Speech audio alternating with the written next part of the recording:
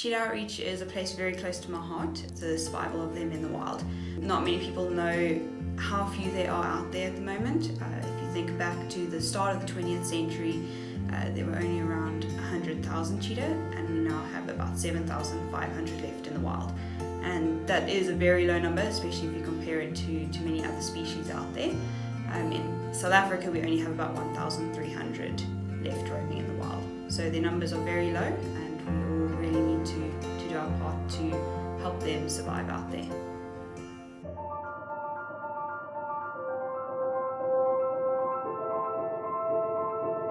Those who can do. Those who can do more, volunteer. Author unknown. Tyler's story is about a heart and a need to create change within that passion that comes from so deep within. Join us as she shares her journey of selflessly sacrificing towards that need for change, and in so doing impacting the community that she finds herself in.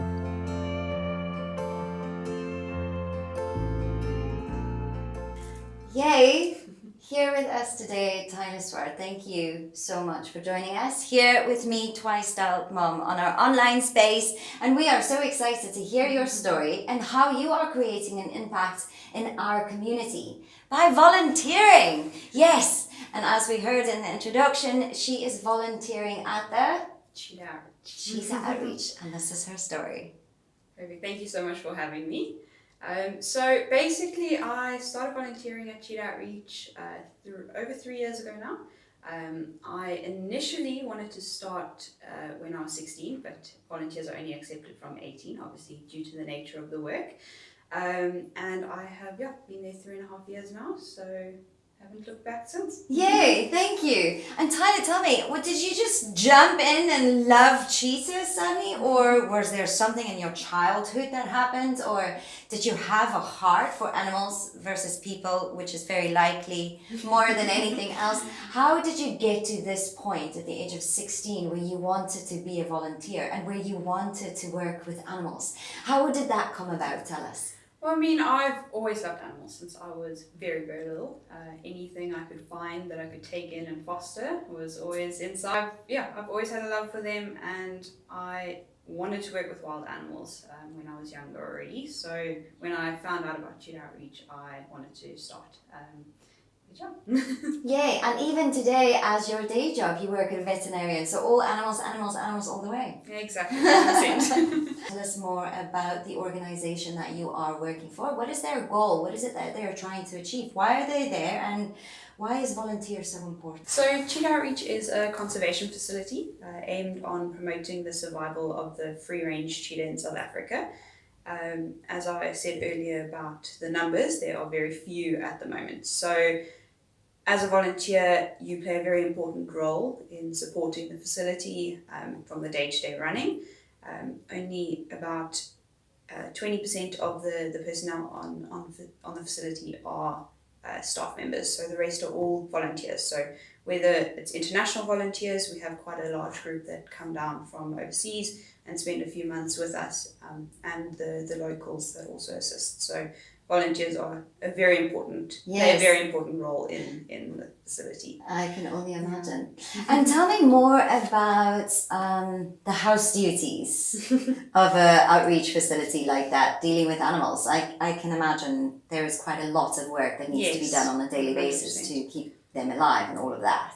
Yeah, so I mean, a typical day starts out with the kitchen manager. They will prepare all their food. Every animal's food is completely specifically made for them, so their amounts are weighed out, all of that. And why is that? So that's just for their health benefits. We've got to make sure that they're getting the proper amount of food. Obviously, being wild animals, we have to make sure that they're getting the correct supplements and all of that as well to almost simulate their natural diet. Yes. We weigh all of our animals every few weeks to make sure that they're in good condition, and we're constantly adjusting their food. Okay. So basically start out with feeding them, doing husbandry in the enclosures, making sure they're all shifted, moved to their different camps. We shift them every day to make sure that they get different environments, different senses, which is very important for their mental stimulation. Yes. Just as they would be in the wild, they have big territories, so moving their enclosures almost gives them a different territory for the day where they can smell other cheetahs and scent mark and all of that. So that's very important for them. And then we do cheetah runs. We have our normal volunteer activities, taking guests on tours, bring them in to meet our cheetahs, all of those fall part of that as well. Yay, and what is one of your favorite duties that you enjoy there? Well, just spending time with the cheetahs. Do you have a favorite? Romeo. Romeo! Stolen my heart. Oh no! It's a he. It has to be a he. What is one of the least favorite duties that you have? Well, I think most volunteers would probably agree with me that it's the poo rounds. Picking up after predators is not the most fun part of the job, but it has to be done. Exactly. Oh wow! And tell me if there's other people in our community that would like to contribute on any level, shape or form, if they feel like, how and what does the outreach organization need?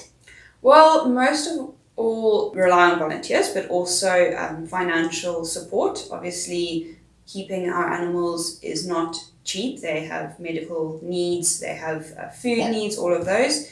But more importantly as well is our program, our livestock guarding dog program. So that is the biggest part of our program. So many people don't actually know that side of it. They think it's just a facility that has cheetahs and all of that, but no.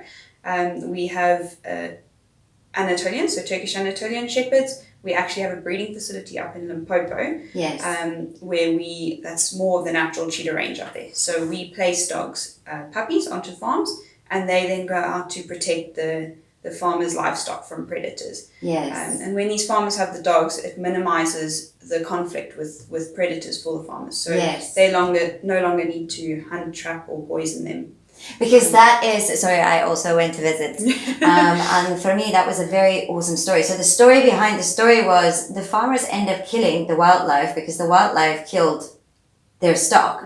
And so what the outreach program is creating is training dogs to place it there to protect the wildlife as well as the farmer. Exactly. Through the medium of a dog, which you guys train. Exactly. And I thought that was an incredible way of meeting both nature and man in a common ground place to help one another. And that's pretty awesome. Okay, yes. Yeah, so it's a win-win situation. I mean, obviously no parts can be blamed, but it's just a difficult situation with habitat loss and that the cheetahs are forced to go onto farms. So, I mean, by placing, just a simple part of placing a dog on a farm, we now have around 520,000 hectares of farmlands that have been protected by our dogs, which is all in the natural cheetah ranges.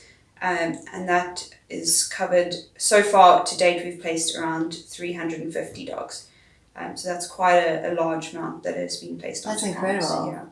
So all the support that we get from financial support from people visiting or donations goes directly to supporting our animals that we have on site, as well as the livestock guarding dog program. Yes. Of course. Yeah. Wow, thank you. And you've been doing it for 3 years now. Yeah, just and going strong. 100%. Not going to go anywhere. No. Okay, and tell us, Tyle, do you have any other projects that you have a very big heart for that's part of serving the community in your way? Well, primary healthcare of dogs in need in our community is a big part of my heart. I work with a lady in our community in Solari's Pass.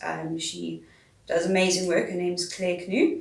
And we've run Teva Vet, which is where I work, as well as her. We've run a vaccination drive at the beginning of the year, as well as a sterilization drive. So just focusing on the primary healthcare is very important. So what does this drive entail?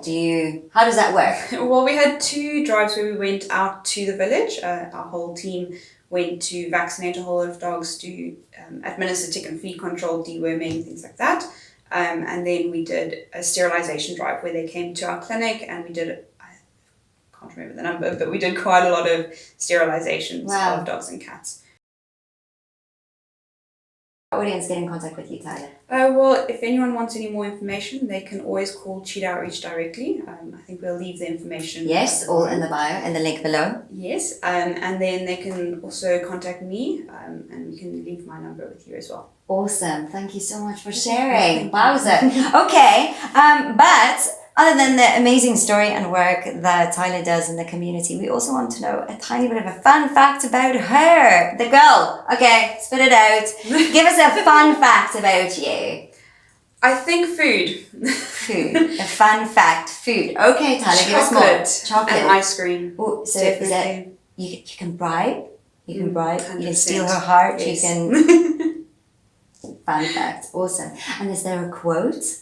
Well, not a quote specifically, but I would just say if anyone can or you have the opportunity to, please get in contact with Cheetah Outreach or any other organization in the community that does help, whether it's local animals or wild animals or any sort of thing. Just help me. Just help. Yes. Wow, thank you. Thank you, Tyle, for being here with us today and Thank for you so sharing your much. journey. It takes courage and it takes boldness to sit and tell a story and to share, to come out of your shell.